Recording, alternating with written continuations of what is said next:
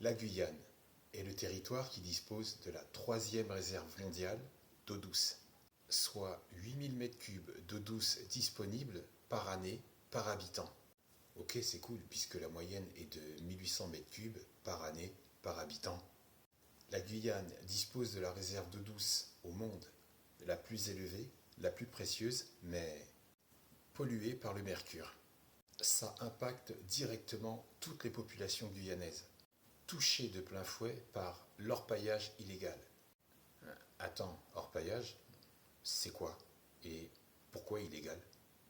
L'orpaillage, c'est la prospection et l'extraction d'or artisanal à partir de puits individuels à ciel ouvert ou dans les rivières. L'or est extrait directement dans la roche-mère ou bien dans le lit des rivières. Les exploitations aurifères en Guyane ont un impact environnemental désastreux par le biais de l'utilisation du mercure, de la déforestation et affectent directement toutes les populations autochtones. Exploitation légale ou illégale? Les deux. Légal ou illégal, l'orpaillage est la cause, la source principale de la pollution au mercure. Eh mais attends, il y a vraiment de l'or en Guyane? Et surtout, dans quel coin exactement? Depuis le milieu du 19e siècle, on y a découvert les premiers gisements. Les sols de la Guyane ont de l'or à foison, d'où les multiples exploitations aurifères, légales, et aussi, et bien malheureusement, des multiples pratiques illégales et clandestines d'orpaillage. Les sites comme Yaou, Sophie, Bœuf-Mort et plein d'autres font de l'orpaillage. Par exemple, le gisement Repentir, l'un des plus productifs en Guyane depuis 1900. Il a tiré 6250 kg d'or en 65 ans.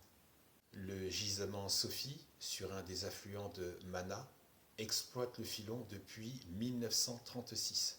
Le gisement Yaou, à 15 km de Maripasoula, depuis 1980, a extrait 27 tonnes d'or.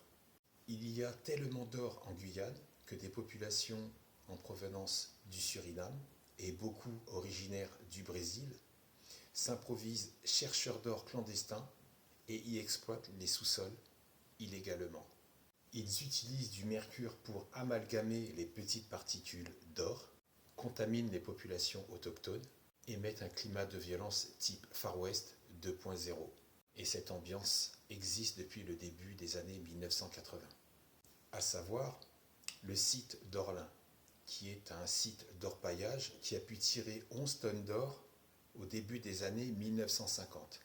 Mais les mises en place de prospection légales qu'ils ont mis en place ont estimé qu'ils avaient pu tirer 16 tonnes d'or supplémentaires. Donc à partir de ce site, on peut se poser des questions sur ce qui a été exploité légalement et illégalement. Et donc, depuis 1950, s'interroger sur le nombre de chercheurs d'or clandestins possibles. Ok, mais d'un point de vue santé, les populations sont-elles touchées? Malheureusement, les populations guyanaises sont touchées par des malformations fétales. Ils sont touchés par des maladies chroniques. Toutes les populations guyanaises sont exposées à des inquiétantes concentrations élevées de méthylmercure in utero, à des effets toxiques sur le système nerveux, si scandaleux que ça a développé des retards de développement, des troubles de langage, de la mémoire, de la motricité et une baisse de l'acuité visuelle. L'exposition au méthylmercure affecte toute la Guyane. Les nouveau-nés et les enfants qui génèrent des troubles sérieux en ce qui concerne leur développement. Et c'est grave à quel point? Le méthylmercure traverse le placenta, il expose et il atteint ensuite le fœtus. Et, malencontreusement, il s'immisce dans le lait maternel. Attends, mais c'est grave ça. Donc, il y a des femmes qui ne peuvent même pas allaiter leur bébé, c'est ça?